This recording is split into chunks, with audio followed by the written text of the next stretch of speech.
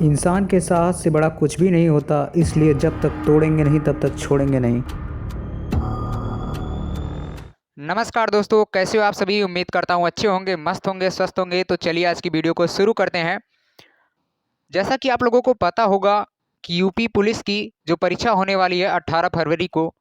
UP police में 4 subject होते हैं, जिनमें से एक सब्जेक्ट होता है सामान्य हिंदी। सामान्य हिंदी का आता है 37 क्वेश्चन। अगर आप उसमें से 35 क्वेश्चन तक कर पाते हैं, अगर आपका हिंदी का पेपर गड़बड़ा गया, यानी कि हिंदी के पेपर में अगर आपका कम मार्क्स आता है, तो आप समझ लीजिए सीधे सीधे आप उससे बाहर हो जाएंगे।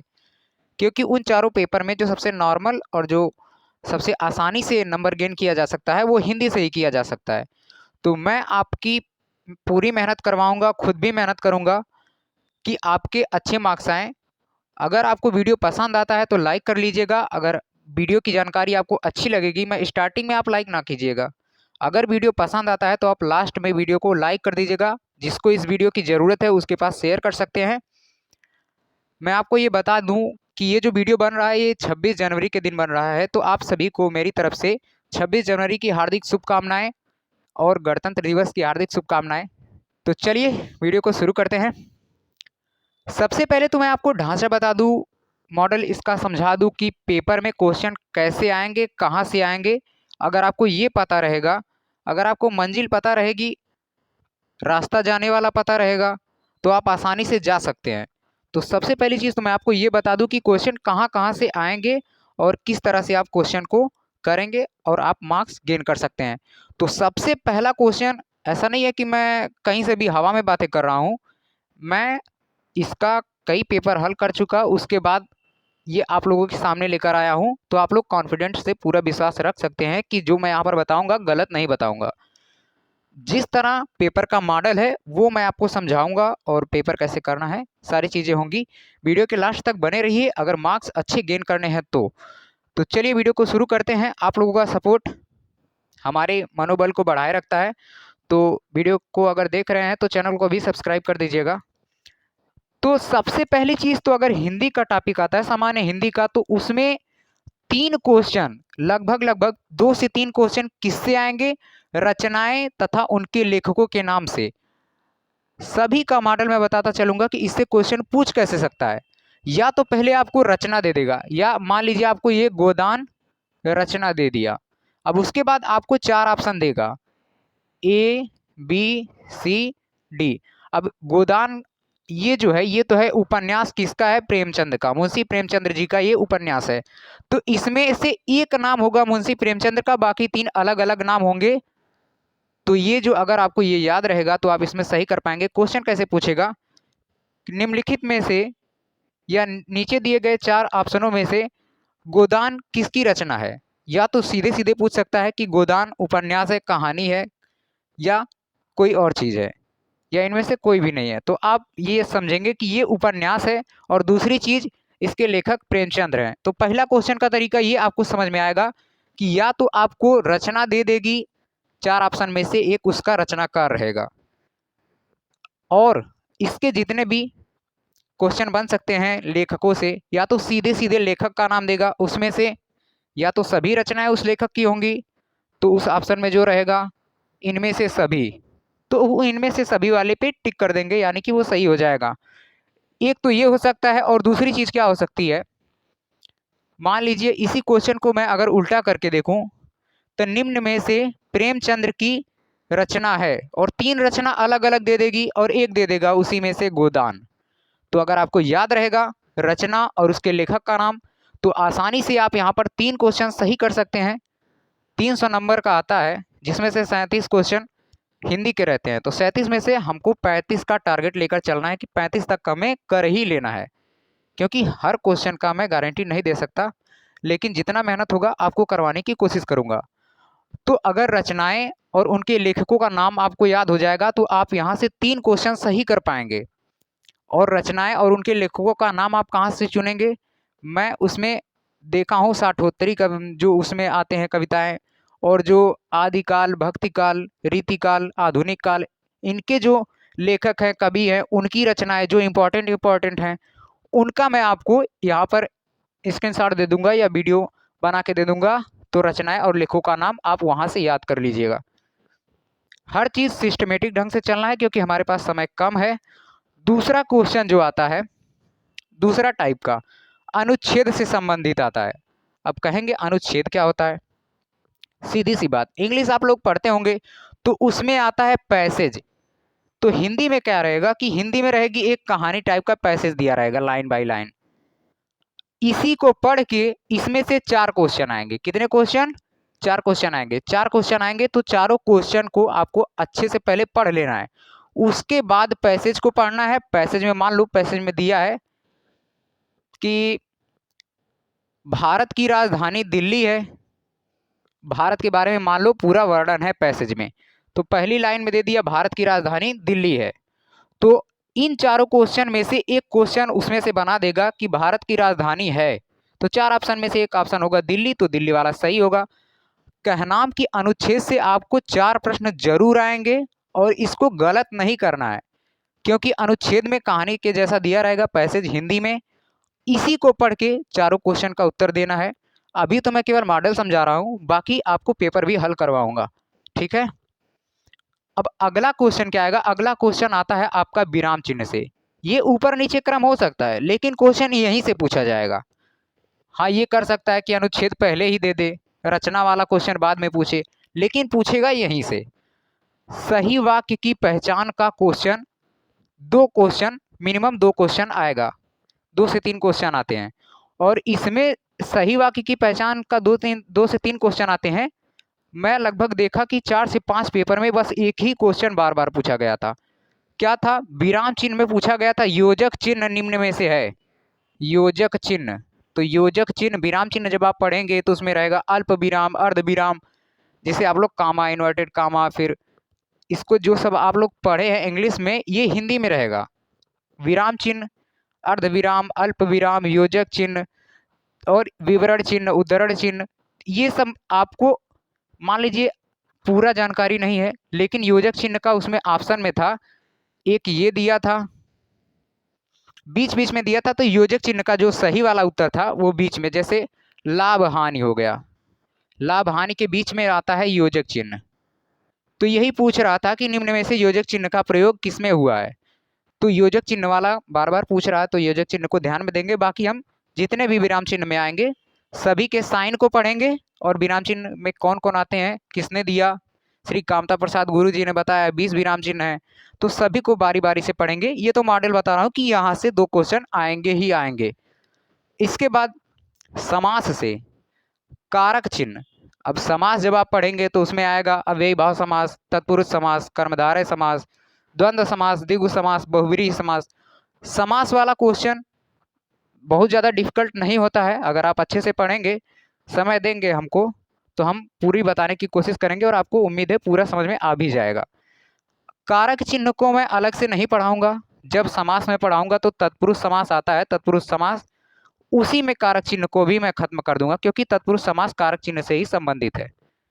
अगला चीज आता है विलोम शब्द। विलोम शब्द सब लोग जानते हैं, दुनिया में कोई भी चीज सिंगल नहीं है। दिन है तो रात है, सुबह है तो शाम है, बच्चा है तो बूढ़ा है, राजा है तो रंक है, या रंक यानी भिखारी। तो दुनिया में हर चीज का विपरीत विपरीत होता है। तो विलोम शब्द को आप लोगों को प्रैक्टिस करना है तो ये भी आपको आसानी से समझ में आ जाएगा, इसकी प्रैक्टिस करवाई जाएगी। तो कहनाम समास से क्वेश्चन जरूर पूछेगा, कारक चिन्ह से पूछेगा। कारक चिन्ह से कैसे पूछ सकता है? अगर आपको दे रहा है राम का भाई, राम का भाई, तो इसमें कारक पूछ लेगा। तो कारक चिन्ह जैसे ये बीच बीच में है, आप लोगों ने पढ़ा होगा कर्ता ने कर्म को करण से संप्रदान के लिए अपादान से अलग होने के अर्थ में संबंध का की के, तो यहाँ पर संबंध दर्शा रहा है। तो संबंध का की के, संबंध जो कारक होता है उसका चिन्ह जो होता है कारक चिन्ह का, की, के, रा, री, रे, नानी, ने, तो इसमें से का यहाँ पर चिन्ह आपको मिल गया। अगर आप ये याद किए रहेंगे तो सीधा सीधा आप उत्तर दे देंगे कि इसमें राम का भाई में कौन सा कारक चिन्ह है? संबंध कारक चिन्ह है। ठीक है, संबंध कारक चिन्ह है। तो इसमें मैं विभक्ति भी थोड़ा सा समझा दूंगा कारक में आपको। और कारक से सबसे पहला क्वेश्चन तो ये पूछा जाता है कि कारक कितने प्रकार के होते हैं, कारक कितने होते हैं, सॉरी कारक कितने होते हैं। तो कारक 8 होते हैं, सब डिटेल में पढ़ेंगे। आगे आता है तत्सम तद्भव। तत्सम तद्भव ये आपको समझ लेना है तत्सम वाला, बहुत ज़्यादा मैं डीपली में नहीं बताऊंगा। इसका भी वीडियो मेरे चैनल पर उपलब्ध है, समास का भी और तत्सम तद्भव का भी है। तो ये सारी चीज़ें जो है उपलब्ध है वीडियो, लेकिन मैं आपको इसलिए बता रहा हूँ कि कम समय में ज़्यादा चीज़ बताने की कोशिश करूँगा। तत्सम तद्भव जो है, तत्सम आता है, संस्कृत शब्द होता है तत्सम, और संस्कृत शब्द से निकला हुआ शब्द हिंदी तद्भव। जैसे आ गया उष्ट्र, तो उष्ट्र है तत्सम और इसका हो जाएगा तद्भव ऊठ, ऊठ हो जाएगा। अग्नि है तत्सम, सॉरी, अग्नि है तत्सम शब्द, तत्सम बोले तो संस्कृत, तद्भव बोले तो हिंदी, इतना ही आपको समझना है। तो इसका हो जाएगा हिंदी आग। ठीक है। उपसर्ग क्या होता है, प्रत्यय क्या होता है, यहाँ पर आपको ध्यान देना है कि हमेशा जब आप बोलते हैं तो प्रत्यय उपसर्ग नहीं बोलते हैं, हमेशा बोलते हैं उपसर्ग प्रत्यय। कहाँ से क्वेश्चन पूछा जाएगा, उपसर्ग प्रत्यय से। तो यहाँ पर आपको नोटिस करना है कि उपसर्ग, आगे कौन है, आगे उपसर्ग है, पीछे कौन है, पीछे प्रत्यय है। तो यहाँ पर आप नोटिस करेंगे, ये मैं ट्रिक बता रहा हूँ कि उपसर्ग हमेशा आप बोलते हैं उपसर्ग आगे है प्रत्यय पीछे, यानी उपसर्ग प्रत्यय, प्रत्यय उपसर्ग नहीं बोलते हैं। तो उपसर्ग हमेशा किसी भी शब्द का जो अंश होता है उसमें कहाँ लगेगा, ये उपसर्ग एक शब्द के अंश होते हैं। जैसे मैं आपको बताऊं, चल, चल ये शब्द है, अब इसमें आपको जोड़ना है उपसर्ग। मान लीजिए हम यहाँ पर आ जोड़ दिए अचल, तो ये उपसर्ग आगे है, तो हमेशा उपसर्ग कहाँ जुड़ेगा, उपसर्ग वे शब्दांश होते हैं जो किसी शब्द के आगे जुड़कर उसका अर्थ परिवर्तित कर देते हैं। प्रत्यय, प्रत्यय वे शब्दांश होते हैं जो किसी शब्द के पीछे जुड़कर उसका अर्थ परिवर्तित कर देते हैं। जैसे चल ही प्रत्यय है, अब चल शब्द है, अब इसमें हम लास्ट में जोड़ देते हैं ना, ना प्रत्यय, तो चलना हो जाएगा। मान लीजिए आपको उदाहरण है पढ़, पढ़ में आई प्रत्यय जोड़ देंगे, आई प्रत्यय, तो क्या हो जाएगा, पढ़ाई, आई प्रत्यय पढ़ाई, लिखाई, इस तरह से होगा। यानी कि शब्द के जो लास्ट में जुड़ेगा वो प्रत्यय होगा, शब्द के जो पहले जुड़ेगा वो उपसर्ग होगा। तो ये भी आपको बताया जाएगा डीपली में। तो यहाँ से भी क्वेश्चन पूछा जाता है। पर्यायवाची शब्द ये तो आपको याद करने ही करने पड़ेंगे, बाकी हम कोशिश कराएंगे याद करने की। वाक्यांश के लिए एक शब्द, ये भी हमेशा पूछा जाता है, वाक्यांश के लिए एक शब्द, यानी कि आपको ऐसे दे दिया रहेगा क्वेश्चन, आपको मैं बता रहा हूं,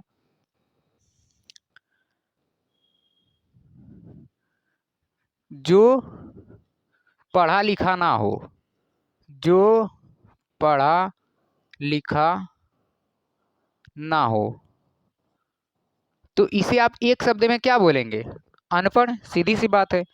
आप बोलेंगे कि जो पढ़ा लिखा ना हो यानी अनपढ़, जो सब कुछ जानता हो यानी सर्वज्ञ, जो कम जानता हो अल्पज्ञ। तो इसी तरह से आपको एक शब्द याद करने पड़ेंगे। ये पूरा इसका एक शब्द ये होता है वाक्यांश के लिए एक शब्द, ये भी आपको बताया जाएगा। रस में, रस आपका आ जाएगा, रस में भी पूछा जाता है। रस में मैं आपको बता दूं पहले, रस में जैसे हो गया कि हास्य रस, हास्य, श्रृंगार, श्रृंगार के दो भाग होते हैं, जैसे कि हो गया संयोग श्रृंगार, वियोग श्रृंगार। तो रस में ज़्यादा इंपॉर्टेंस इसमें दी जाएगी आपको अस्थाई भाव की। पूछ लिया जाएगा हास्य रस का अस्थाई भाव कौन सा है, श्रृंगार रस का अस्थाई भाव कौन सा है, तो श्रृंगार रस का अस्थाई भाव रति होता है, हास्य रस का अस्थाई भाव हास होता है। तो इसी तरह से आपको जितने रस होते हैं, रस कितने होते हैं, मूलतः 9 होते हैं, तो सभी का अस्थाई भाव मेन रूप से आपको याद कर लेना है। जैसा कि छंद में आप लोगों को पूछेगा कि दोहा में कितने चरण होते हैं, चौपाई में कितने चरण होते हैं, कितनी कितनी मात्राएं होती हैं, तो ये सारी चीज़ें या तो पूछ सकता है कि दोहा छंद सममात्रिक छंद है कि विषम मात्रिक छंद है। तो क्वेश्चन के हिसाब से आपको ये बताया जाएगा। अलंकार में 2 प्रकार का होता है, अर्थालंकार, शब्दालंकार। अगर आप देखेंगे शब्दालंकार में, तो शब्दालंकार में आप पाएंगे अनुप्रास होता है, यमक और श्लेष। अनुप्रास बार बार आवृत्ति होती है एक ही वर्ण की, जैसे कालिंदी कलकुल पर करती कलापी नाच, चारुचंद्र की चंचल किरणें खेल रही है जल थल में। भोजपुरी सॉन्ग भी है एक, कूलर कुर्ती में लगा ला। इसमें भी है, मतलब एक ही वर्ड की आवृत्ति बार बार हो रही है तो कौन सा अलंकार होगा? अनुप्रास अलंकार होगा। अगर एक ही शब्द की आवृत्ति एक से अधिक बार हो रही है और अर्थ अलग अलग है तो यमक अलंकार होगा। जैसे आप लोग बचपन में पढ़े होंगे, कनक कनकते सौगुनी मादकता अधिका है। तो इसमें कनक का 2 बार आया है, लेकिन दोनों कनक का अर्थ अलग अलग है। जैसे कनक का अर्थ धतूरा है, जिसे खाकर इंसान पागल हो जाता है, और एक कनक का अर्थ सोना है। अब अगली चीज, उपमा आप पढ़ेंगे अर्थालंकार में, फिर उत्प्रेक्षा पढ़ेंगे, रूपक पढ़ेंगे। जो भी अलंकार पूछे जाते हैं वो मैं आपको बता दूंगा डीपली में यहाँ पर, ठीक है। क्रिया से क्वेश्चन, कौन सा क्वेश्चन पूछ सकता है? क्रिया से कौन सा क्वेश्चन पूछा जाएगा ये मैं आपको बता दूं। क्रिया में सबसे नॉर्मल क्वेश्चन यही पूछा जाता है, अक्सर पूछा जाता है यही, अकर्मक क्रिया क्या है, सकर्मक क्रिया क्या है। तब उसके बाद मुझे आपको बताना पड़ेगा कर्म क्या है, क्रिया क्या है। फिर उसके बाद वाच्य जब पढ़ेंगे तो ये वाच्य और क्रिया मैं एक साथ बताऊंगा ताकि आपको संशय ना हो। ये दोनों टॉपिक एक ही साथ खत्म होंगे। लिंग, स्त्रीलिंग है, पुल्लिंग है। मैं आपको एक ट्रिक बताता हूं, आप उससे कोई भी शब्द हो, कोई भी शब्द हो, चाहे 1000 शब्द हो, चाहे 500 हो, चाहे 2000 हो, कितने भी शब्द हो, अगर आपको स्त्रीलिंग बताना है कि इन शब्दों में कौन से शब्द में स्त्रीलिंग है, कौन शब्द पुल्लिंग है, ये चीज मैं आपको पहले समझा देता हूं।